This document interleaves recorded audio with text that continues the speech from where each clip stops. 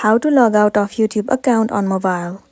It's pretty simple and a quick process, so without any further delay, let's jump right into the video.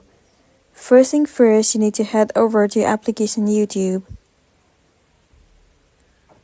Move into You and then head over to the settings icon. In this page, you can see there's no any option or the feature in order for you to log out.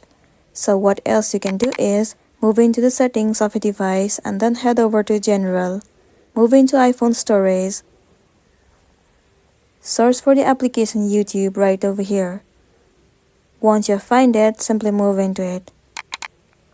And then click on Offload App. Once again, tap on Offload App to clear the cache and the storage of the application. It will also sign out your account from the YouTube, and then you have to re-log in into your account. So this is simply how you can sign out of YouTube on iPhone. If this video helped you, give it a like and check out our next tutorial. Thank you.